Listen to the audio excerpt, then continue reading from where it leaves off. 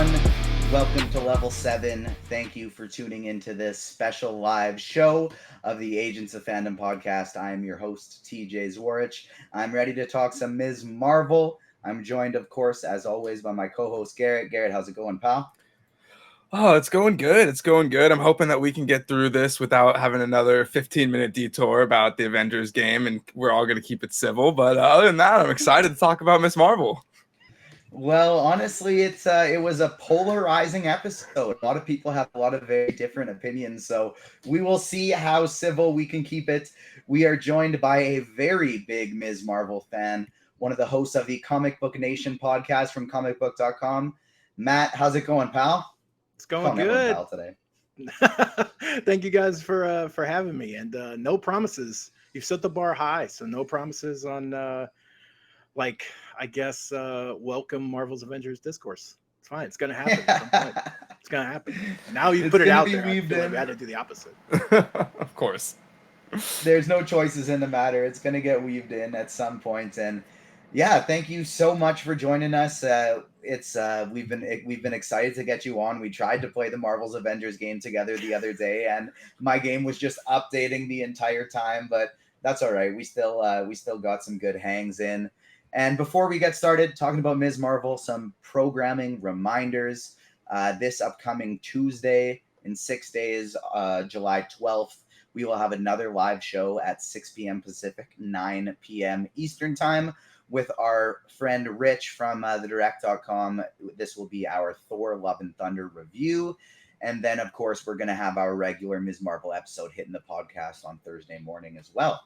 You can also check out our brand new podcast, another addition to the Agents of Fandom podcast network. It's called Ticket to Reality. It's about reality TV. It's hosted by the Agents of Fandom, of course, and as well as Lee Swift, contestant from season 2 of The Circle on Netflix. We've had tons of amazing guests on so far, and check it out. You can find it anywhere at Ticket to Reality, and of course the Agents of Fandom socials. Agents of Fandom, except for Twitter, it's just at Agents Fandom. Last thing to get to before we get to talk about some Ms. Marvel is we do have a giveaway coming right now. We just got our first look at Namor from the upcoming Black Panther Wakanda Forever movie. And so we have a Namor Funko Pop that we're going to give away here. All you have to do is be following both the Agents of Fandom Instagram page and TikTok page. And that's just at Agents of Fandom for both of them. And as long as you do that, you are entered to win. And we're going to be picking that in probably about a week or two. So you got some time. Make sure you head over there. Now, time for some Ms. Marvel. And Matt, I want to go to you first because this is one of your favorite characters. Tell me why.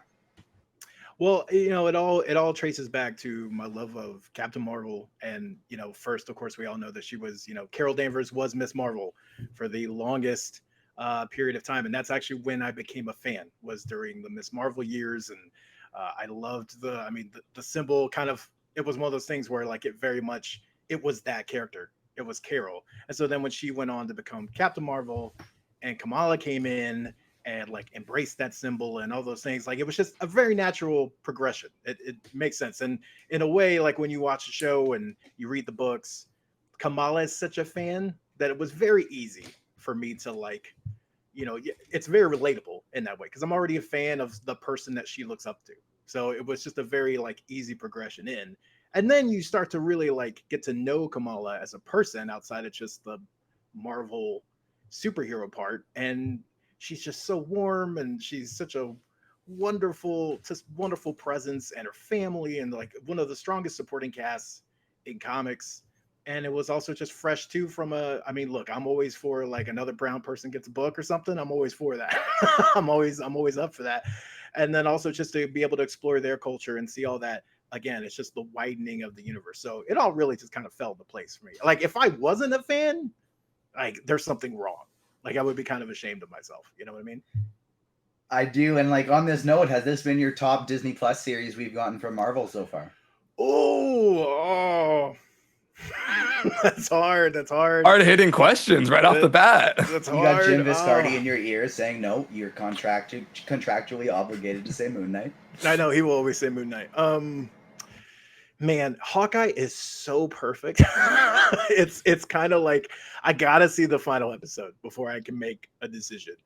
I And maybe that's just because Hawkeye, I wasn't expecting anything of Hawkeye going in. So like I had very low expectations. Like I was looking forward to just Kate Bishop. The Kate Bishop of it all was why I was excited for that series. I could have cared No less about wonder Clint. you and Damon get along so well. I could have cared less about Clint. Like who cares about Clint? Like, I was not, I had someone on staff and be like, he's the heart of the Avengers. And they're like, that's a bunch of trash. Like I was never a big fan there. And I was like, oh, but Kate's great.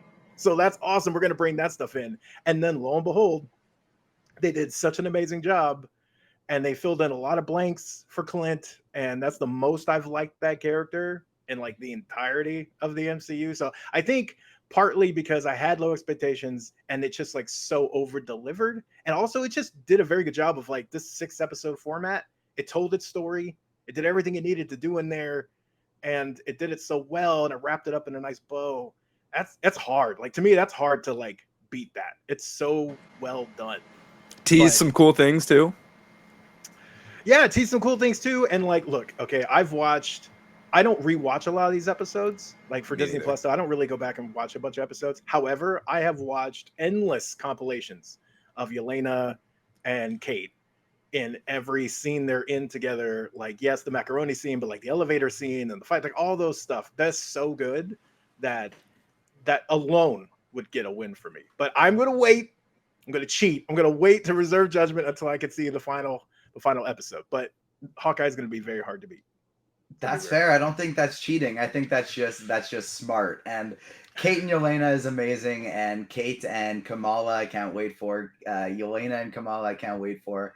Garrett, how did you like episode 5 of Ms. Marvel? Yeah, I enjoyed it. I for the first time I was running a little bit late today, and so when I started watching it, I was like working at the same time, and I never usually do that. And it felt like it was over in the blink of an eye. Like I was enjoying the flashbacks. I was watching it, peering over at my other screen all the time, and then all of a sudden, for not to spoil anything going forward, but like shit went down, and it was over immediately, which was jarring. So I I I have a feeling that the finale, like I hate to say this, is either going to be like a little bit of a letdown or like way crazier than any of us could have ever imagined. That's kind of my thoughts after the ending of this episode. It does feel like they very quickly tied a lot up and then abruptly brought us to something new and then just kind of ended it there. And it does make sense. I think there was more foreshadowing for Damage Control kind of coming in and being a big villain than I clued in for. I was kind of looking elsewhere for it, and I think it was all lining up there, telling that story. But I think I was expecting a bit more out of the clandestines, who we kind of lost pretty quick there. And so, yeah, if you haven't seen the Ms. Marvel episode yet, your time has ended. We're diving in full spoilers now. I think this episode did, though, for me, beg the question of, and maybe this is something to do with pandemic planning and having to cram in so much stuff in such a quick amount of time. But this episode to me, although I enjoyed it, screamed, I need more episodes in the series than 6. And it was same as a bit of some of the other series, but with the abrupt end and so much of the show being flashback, which again, I enjoyed all of it. I just feel like there's more story to be told and more that could have been told. And with 1 or 2 episodes, it could have maybe got tied together a bit nicer. Matt, what do you think about that? Well, I think you bring up really interesting points because I agree that ending is, well, okay, let me take that back. The first ending, like really the ending to the story we are dealing with in the moment kind of ends. And to me, that was actually pretty natural. Like that was actually a natural kind of conclusion to that. And then we get that tacked on thing kind of at the end that to me is what feels so abrupt, is that like all of a sudden it feels like we're moving into like another small little chapter here. And then that is cut so short. And so, but also coupled with the fact that this is 35 minutes. This is a super short episode, like because like 4 or 5 minutes are just credits.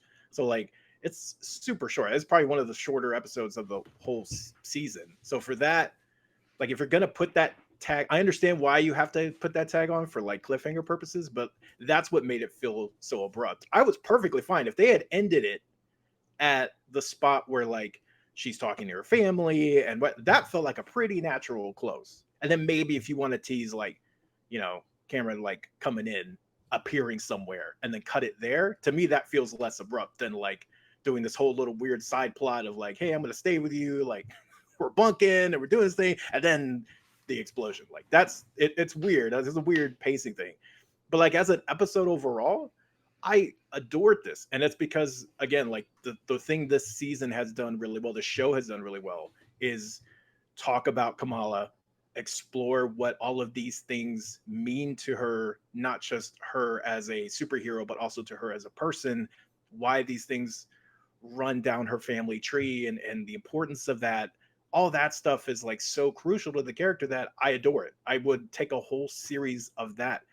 We finally get like things like I've been waiting for them to kind of not justify, because that's a very like entitled word, like they don't owe me anything, but looking for them to kind of like explain why they have this power where she can do platforms, right? Like we've seen it used in defensive things and battles and stuff, but I've been waiting for them to kind of show the real reason why they introduced that, and we get that here, right? Because at that point, like Sana's trying to find her dad, and so you get the steps and all. It's like, okay, that's so. I love how they worked all that together.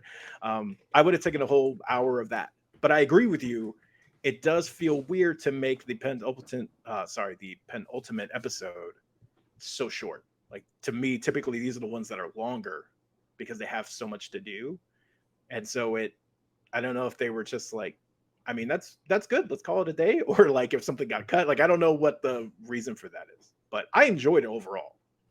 Me too, and I enjoyed it. And this is more of a personal problem than a problem with the show, but I just kind of found myself during the flashbacks that even though I was enjoying it and I thought it was really cool, I was happy they were filling in those pieces.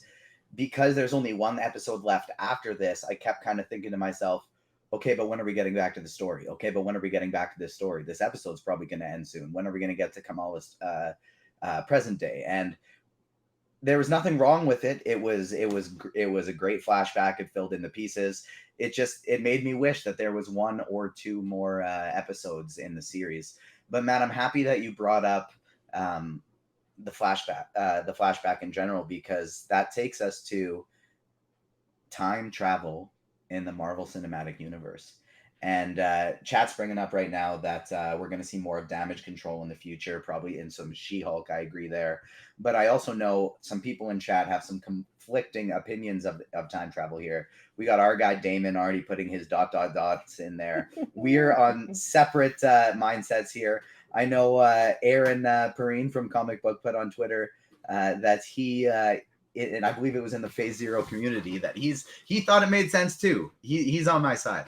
And so Garrett and Matt, Garrett, I'll throw it to you first. I want to know, what did you think about including time travel in Ms.Marvel, and did it make sense to you? It honestly didn't cross my mind one time until I was getting notifications on my phone that the Agents of Fandom Twitter account was arguing with Damon on Twitter about it. And I was like, oh, wow, there might be a problem there. And that was the first time it crossed my mind. It was I accidentally responded from the Agents of Fandom Twitter, and then it was just, there was no going back. And so I just decided to keep going. You're the controller of the brand, man. And, we stand behind you, I guess, on this. Oh, my God. Oh, I appreciate the support. I appreciate the unity. Matt, what did you think? I don't have like a big... I don't know, like I don't have a big... Maybe it's just because I've been reading comics for so long that like time travel is so at its heart just like riddled with screwy stuff, and just make like explaining things so that they make sense in the moment and like screw the future type thing. You know what I mean? Like that someone else is going to explain that later on. Like time travel is like perpetually the kicking the can down the road in comics. Like you just kind of kick it down and then wait for the next creator to come up with something of why that worked. Like that's time travel, unless you're kind of like Hickman or something and like want to take that type of thing on. So I don't necessarily, as long as you give me a valid enough rationalization, I'm fine. Like I remember when Infinity War came out, Endgame came out and like started explaining the time, like the stones and like putting them back and how all the stream, like whatever, right? All that just made my head hurt. And the more they explained it, the worse it got. So I was just like, at some point, I'm like, just decide on one and run with it. And if no one likes it, okay, whatever, just like move on. Like I don't give it that much thought. And I thought here they are vague enough to, it's fine. It didn't bother me. I also will fully admit I didn't go and like try and think about it either. Like I was just like, I took it for what it was and moved on with my day. I was trying not And to let that break my head. Love that. so I started thinking about it when I saw a lot of people having issues for it, and I've been giving Damon a lot of ribbing today, and so I got to preface this by saying I love this man and he's a good friend. But he's totally wrong here that no rules were broken. I mean, sorry, he's totally wrong that rules were broken because there were none, and I got to give him a break because he's confused, and so when people are confused, they make rash judgments. And so what happened is no rules were broken. They establish in Endgame your future can't you can't go back to the past because and change your future because that would be your present. Your present's past, blah blah blah. Bruce explains it. We know what I'm talking about. Now, in this, it does give off the appearance that Kamala changed her future by going back in time. However, she didn't, because we know based on this story that this stuff has already happened for her. Her grandmother has already gone through that experience. The Bengal is on Kamala. Her ancestors have already gone through that story. Right. Kamala now goes back in time and does this for another timeline's Kamala's ancestors. Now we can assume that unless something knocked them off course, this would be a continuous thing that would always happen throughout the multiverse in Kamala's journey. Maybe not all of them, and some universes don't have a Ms. Marvel because of that. But in ours that we're following, obviously it does, because that's where Ms. Marvel is. And so we saw it happen once, and we can assume that it happened to hers as well. It didn't impact her future. It just showed us that this is how a power of the Bengal and etc. Honestly, bro, sounds great, man. Sounds like you did a lot of thinking about that, and I don't have the resources to argue. You lost me a good portion into that. Long story short, there's no evidence that any time travel rules that were established in Endgame were broken. You sounded confident. I believe you. Yeah, I am a time travel scientist, so I'm the authority here. You know, I have all kinds of degrees and in time travel, and so I think that would be the case. Before we dive back into Ms. Marvel here, this is a good kind of time to branch out of it because that was a ridiculous thing to say. Check out the Agents of Fandom website. We have a store that we launched a few weeks ago. You can get Agents of Fandom shirts, Pride shirts, movie-themed shirts, all kinds of great things. So head over to agentsfandom.com. Check that out. And we got a new writer recently as well. Our new writer, Sean, put up a new piece today about the Batman and Penguin and comics. And it was super well written. And I'm really excited to have Sean on the team. So make sure you head and check that out as well. And Garrett, I'm going to throw it to you to talk about Agents of Change, a new tab we have up on the website. Yeah, so Agents of Change is something that we are working on, and it's academically driven articles with in-text citations and reference tabs, and it's all about activism and equality and making sure that generations to come have access to the same fandoms that we do and that we love.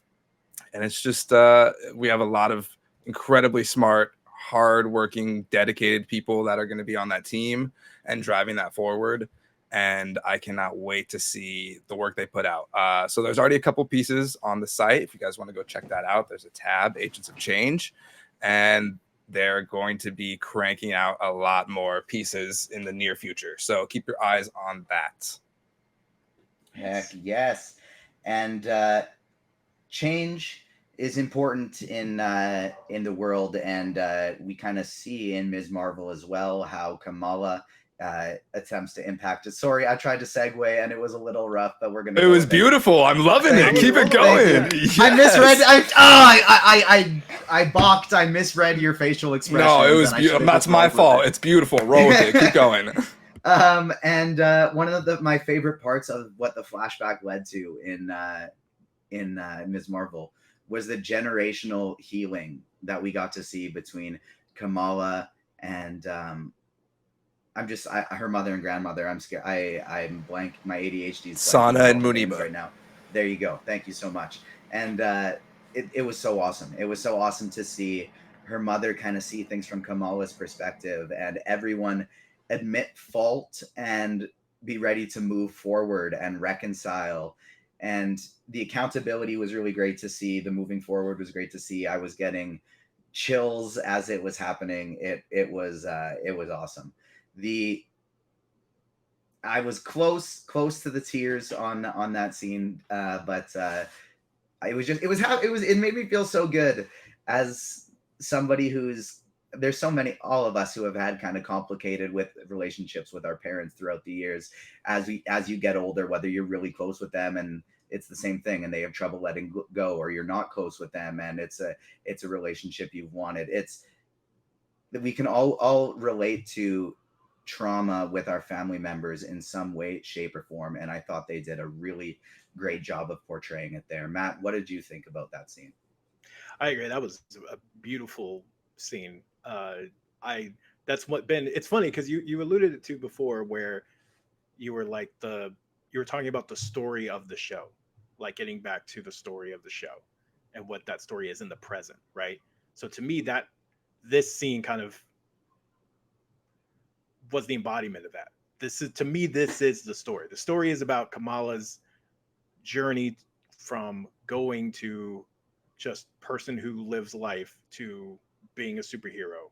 And in that journey, it was important for her to realize how her mother, like what her mother's gone through, how her mother's changed, her mother's relationship with Sana, right? Like that whole dynamic, seeing how Sana is with Kamala and then seeing how she is with her own daughter. It's just a wonderful parallel that they've played with even last episode, right? We saw a lot of that. And Kamala getting to see a new side of her mom and having a better understanding of, honestly, what is a parent's point of view.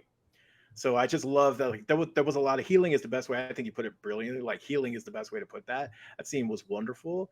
And it also just to like, it's, you hope that if you're a parent and your child goes like, hey, I saved the world and I've been dealing with stuff and I have powers, you kind of hope to react the way she did. And that wonderful moment where they get to finally like see her in action a little bit was so rewarding. That payoff was just so great. So yeah, I adored that. Anything with her family. And by the way, this is how it should have been, because that's how it was in the comics, right? The comics, it was so important. This family dynamic was so important to Kamala. And they've done such a beautiful job with that here. So yeah, I love that scene. Yeah, I've said it in every single episode that we've talked about Ms. Marvel, but I'll say it again. The show is absolutely at its highest, brightest peaks when it gets down to the character relationships and the one-on-one scenes or the two-on-one scenes, where they're really diving into some hard-hitting topics. And sometimes it's happy stuff, sometimes it's sad stuff, like when she tells her dad she doesn't want to go to the Avengers Con with him. Like that broke my heart, right? That broke all of our hearts. But those moments have absolutely been the most beautiful moments of the entire show. And this episode drove that home. It fixed these relationships. And TJ, you already said the perfect words: healing, accountability, reconciliation, and pushing forward, acceptance.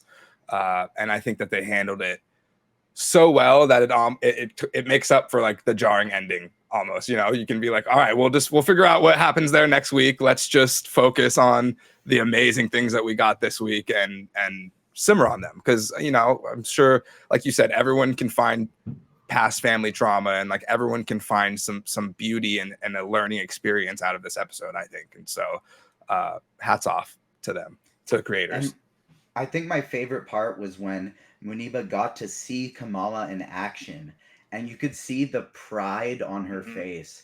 And not just the pride, but the relief. The relief that this is what Kamala's been up to, not doing something bad. Oh my goodness, my mother's not crazy. She was telling the truth. There was that combination of relief and pride and just happiness when she was seeing Kamala in action. It was so wonderful to see. And of course, Kareem, we got his little goodbye. He gave Kamala his red dagger fabric. That was nice. More additions to the Ms. Marvel costume. The most shivers I think I got actually in the entire episode was when Kamala's mother picked up her necklace and went, buddy, "Oh no, that's it's so broken." good. And it was the Ms. Marvel symbol. Oh my goodness, that was great. That was so phenomenal. And those are two of the things that I think just set up the finale perfectly and got me even more excited for them. And then we shift to the story of Kamran and Brian, aka Bruno. That was actually a pretty funny moment where Kamran just genuinely seemed like, "I am so sorry. Like, that's on me, man. That's my bad. I wasn't just trying to be a dick." That was another moment where you could just see it in his face, like, oh no. It's like when you're at like a restaurant and the waiter gives you your food and they're like, all right, enjoy, and you're like, you too, but they have to go back and not eat. It's like one of those moments you're like, oh shit, that is so awkward. And I like felt that from him. So And Damon, and I want to get both of your thoughts on this. We've been talking about the Damon a lot today. This is just Damon's show today. We had him on last week, and he's just, or I guess a couple days ago, and he's just taken over this one again today. He DM'd me a theory based on some his comic knowledge, and I thought it made a lot of sense. And we get a touch of it today in this episode, of that Kamran in comics, he's a dick. No one likes Kamran. AF talked about it on the pod too. Kamran in comics is a dick. He eventually gets some powers in comics as well. And blammo, here we are again, once again, with Kamran with very similar looking powers to Kamala now. I'm interested. Do we think Kamran is going to be one of Kamala's big personal villains going forward here, or will he be an ally? Matt, what do you think? Oh, can the answer be both? But it's on timing. So like as of right now, to me, if in the finale they make him what he ultimately becomes, right?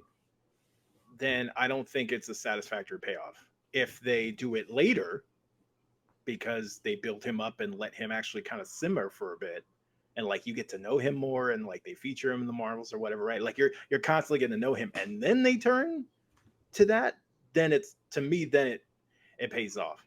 I don't think in one, like his whole kind of journey has already kind of been shrunk to just 6 episodes. So for me to go from I got powers and I'm still sort of your ally to then the complete switch in the very next episode, and for me to like feel that that's gonna like hit the heartstrings and she's gonna be conflicted in that stuff, I don't feel that yet. Like I don't see how you get from point A to point B. So later, yes, absolutely, because that's the way that goes.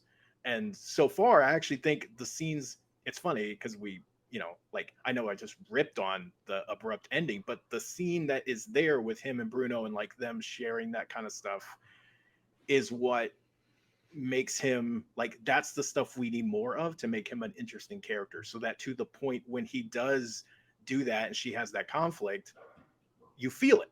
Because right now I'm not gonna feel nothing. I'm not gonna feel anything. If they turn him like next episode, I'm gonna be like, oh, okay. They like I'm all for like staying true to the comics when it makes sense. I don't yeah. necessarily need you to adhere to like beat for beat for beat for the comics, because I've already seen that. I have those. I can go to my box now and read that if I want. So I like you to spice it up a little bit and change things here and there. So while I do want that eventually, have some fun. on the way there. Give it like in wrestling terms, make that long-term story and pay that off later, and then it'll be great, because that is the place we should go at some point.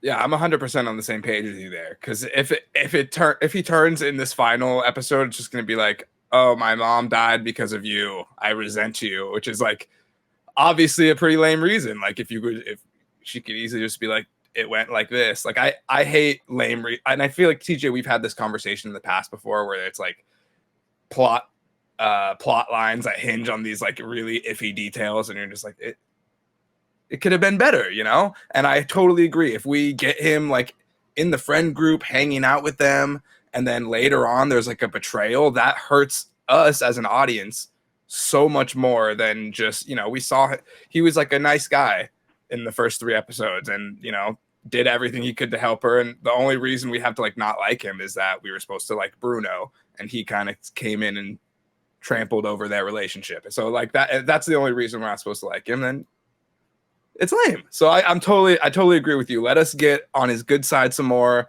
give us some character development, and then have him stab us in the back, and that's what makes the best villains. I agree with you both, and I could see this, obviously not quite, it's not a one-for-one comparison, but I could see this being somewhat similar to like a Loki and Thor relationship when their interests align. Yeah, they've had some good times together, they're on the same team, but Kamala's always going to be watching Kamran, just like Thor's always watching Loki, because they kind of always have their own interests at heart. And he did have the bit of my mom never would have left me. And we do have the still inexplicable gate closing to transfer newer powers to Kamran. So hopefully that's something we learn about in episode 6. And maybe that's something of, oh no, she didn't abandon me, that's how I got these powers, and that'll clue in. But I'm on the same page. I hope they're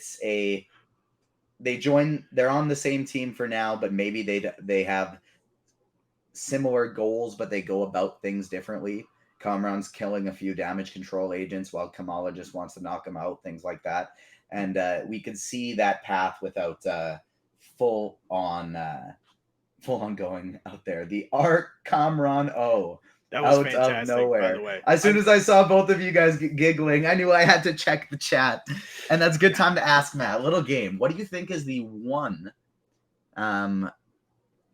wrestling figure I have in this room? Oh, is it Randy Orton? If we're talking Nope. RKO, okay. Nope. You got 3 guesses. You got 3 guesses just on the note of wrestling. Oh man. Okay. Let's see here. Your hint is this was my favorite wrestler as a kid. Oh man. And I'm 28, 29. I just turned 29. Okay. 29. All right. So I suck at math. This is not my strong suit. I'm trying to do math in my head. Like, that's not good.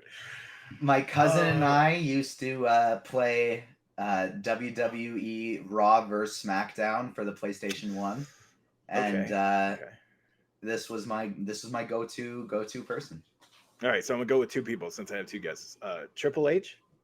Nope. John Cena? No. Damn it. Jeff Hardy. We'd go and we'd battle together. We'd try and win intercontinental championships, tag team championships. We had some good times. I respect it. With the Sting makeup too. The Sting face. Exactly. Love it. Oh yeah. We went full. I saw it in. I was at I think it was just at a comic shop, and it was on like a sale rack, and I was like, well, what are the chances my favorite wrestler is? I'm not a big wrestling guy, but I've followed it before. And what are the chances my favorite wrestler is the one here with all this comic book stuff? I am getting it. It was meant to be. It was absolutely meant to be. So we've talked about the abrupt ending. We've talked about some potential thoughts for Kamran. Matt, how do you think this season finale is going to play out? Okay, so I think just going on the previous build of other Marvel shows, the last episode is typically a kind of bonkers fight loaded thing. And then it typically like will pay off like one character story, but for the most part it's going to be like a big battle. Like that's typically the format for most of them. Ironically, the payoff that I would have assumed we would get in the finale, we kind of got here with like her mom finding out that she's really like has powers and that stuff. I would have thought they would have maybe done that in the finale, and then like that's a seed for later, but they did that here and they wrapped that. So that leads me even more to believe that next episode is a full-on battle. Her family will be involved to a degree, right? Because the rest of the family doesn't know. It's just her and her sister. So like those are the only two people. No one else knows. So I think we'll get some of that payoff though in the battle, right? Because I think there will be something where like they see her and they're able to figure out it's her, or she like outright tells them, who knows, right? And it'll be a battle with her, Cameron, Bruno against essentially like the drones and this army from Danger. I think that's how that's going to play out. And then to prep for that, we've been getting each of the pieces, right? So to prep for that, we finally get the suit. We have we have the logo. We have what the bracelet means. We have the sash. We have the mask. We have all the pieces in place. So we'll get that big reveal, and then she'll have her big action set piece. I think that is how we end things. And then some tease of, look, would I love Brie Larson to show up at the end of this? I don't think it's happening, but would I love for that to happen? And then like, kind of her fly and then her like be on her little platforms and stuff off into the sky. Oh, love that. I don't think that's going to happen, but I do think we get some kind of tip of the hat to that. It's gotta be. There's just gotta be a launching point, right? So that's what I think will happen. I would love for one of these finales to not be just all out action, but that's the track record. For sure. Before I actually no, I'm gonna give my thoughts on this first, so I can fully give Garrett the stage for something I forgot about. I would actually, I agree with you, and I would like to see the finale kind of be well, if damage control is after her, that's because people have noticed her videos, right? That's because people have seen the things she does. What I would like to see, the plan I would kind of give if I was Kamala and Bruno here, is if I'm dealing with damage control anyways, I'm probably going to try and make a big enough scene that I am noticed by someone other than damage control. They're going to see how I'm dressed, and I'm going to kind of hope that maybe one of the Avengers is going to try and come chat with me and get me out of damage control. That would kind of be the plan I think I'd go with. And so I agree. It would be fun to see Carol show up, but I don't know if it would make a lot of sense. I think the person to me it would make more sense to see show up would be a Monica Rambeau or a Captain America. Shang-Chi? Potentially. We did get the 10 Rings tease that we haven't seen anything else with so far.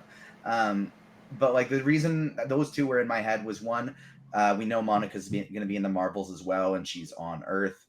And then for Cap, just seeing that footage from the Disney cruise just kind of made me think like, oh, even though that's probably not like canon or part of a movie, we know that maybe they're gonna meet. I don't know. Maybe that's something they have planned. And I think she's gonna have to meet a few of Earth's heroes before she meets Carol, because somebody's going to have to set her up with Carol. So Garrett, I'll let you give your thoughts on the finale in a bit, but first, man, that looked a lot like some Terrigen husks and people just crumbling away, didn't it? Oh yes, that is the first thing I thought of, and I didn't want to say I told you so, but that seemed like you could have It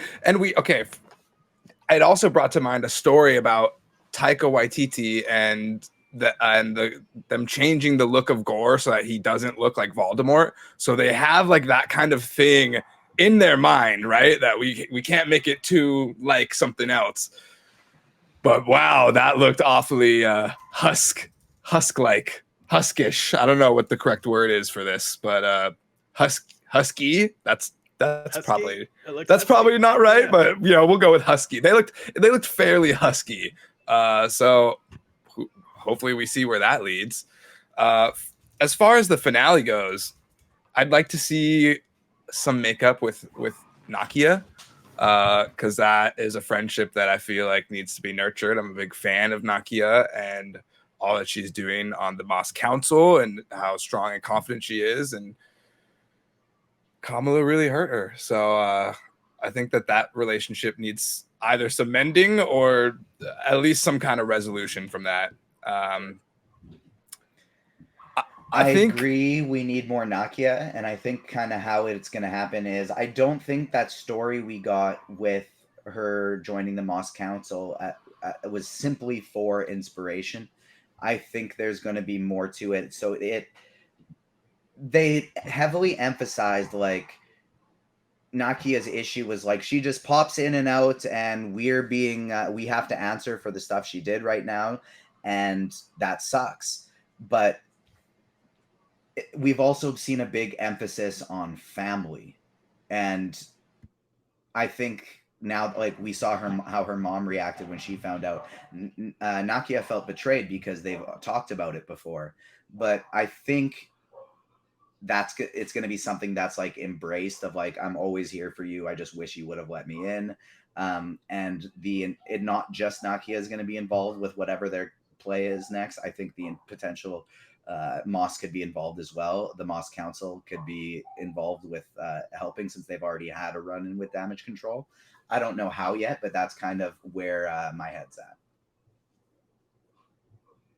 I think elements of all three of what we just said will probably make it into the final, and I know we're gonna get a good tease for the future, so I'm excited for that. Hopefully a post-credit scene.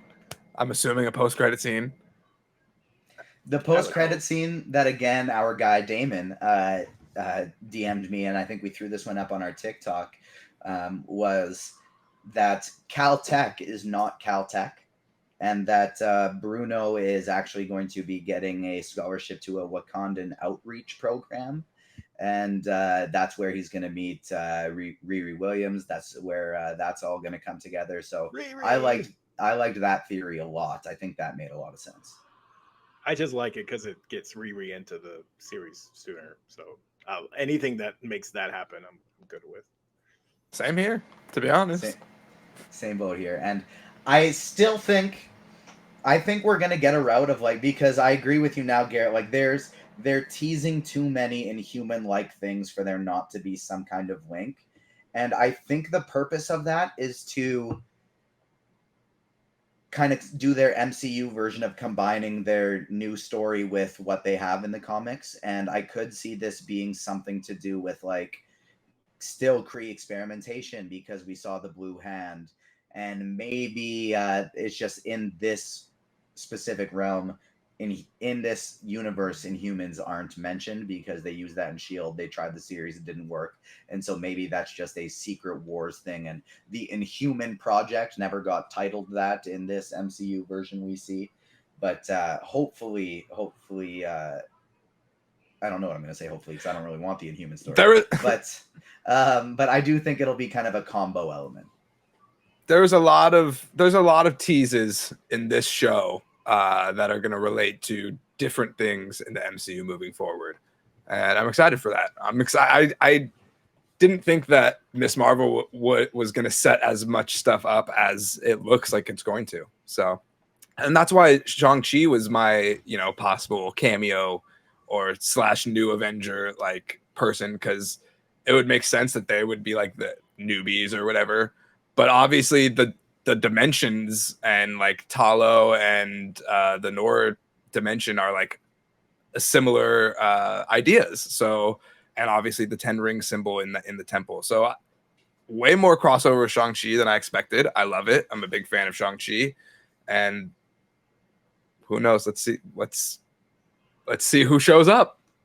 It begs the question where exactly in the timeline Ms. Marvel specifically fits. I know Disney Plus kind of adjusted their timeline a little bit, and we see that Hawkeye is the latest thing that's happened yet. I believe Hawkeye is like actually a full year after Spider-Man No Way Home. I would like to know specifically when Ms. Marvel is in comparison to Doctor Strange in the Multiverse of Madness, because like Wong and Strange should be a little more on the ball with all this interdimensional travel going on. Oh, they're terrible. So hopefully, like, if I get it, if they're dealing with Wanda right now, that's reasonable. But if this is at all removed from Doctor Strange, I feel like they should be a little more involved in than they are. Make sure you're following Agents of Fandom on socials. Make sure if you're watching this on YouTube later, you subscribe and hit the like button. Follow on Instagram and TikTok to get that Namor Funko Pop giveaway we got going on right here. Matt, thank you so much for joining us. Your Ms. Marvel insight is fantastic, and this was a blast. We got to get you back on. Oh, for sure. Yeah, anytime. It was awesome. Look, I will never pass up an excuse to talk about the Marvels in general. So, yeah, thank you for hearing me ramble. I appreciate it. Absolutely. At bare minimum, I think the Marvels review would be a perfect time to get you back on, but that's still pretty far away, so we'll have to work before that. Sounds good. Garrett, anything else before we get out of here? I'm excited to chat Thor next week. I see it on Thursday nights, and it'll be our first time having Rich on the podcast after I met him in person. So that's very exciting. I can't wait for that. That is very exciting. And before we do get out of here, actually, Matt, I can't let you go without give the podcast a plug and tell the people where they can find you. Oh yeah, for sure. You can catch me on Comic Book Nation. We stream live on Twitch at 11 a.m. CST every Friday, and then of course you can catch it on Apple Podcasts and Spotify and all the usual places in the audio version. And then of course you can catch all my articles with the variety of things I write about on comicbook.com every day, pretty much. So yeah, definitely check it out if you got time. Absolutely. Check out the Comic Book Nation podcast.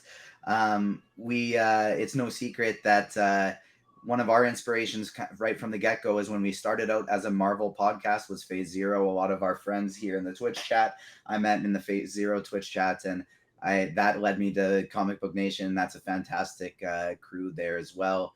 I've never talked with Kofi before. I've talked with Janelle a few times. We haven't gotten a chance to get her on yet, but we got to we'll have to keep working to complete the trifecta here. Yeah, we got to complete the set, man. Yeah, exactly. But that will do it for today's episode of the Agents of Fandom podcast. Thank you so much for listening to us, and that'll do it. Peace. Peace. Deuces.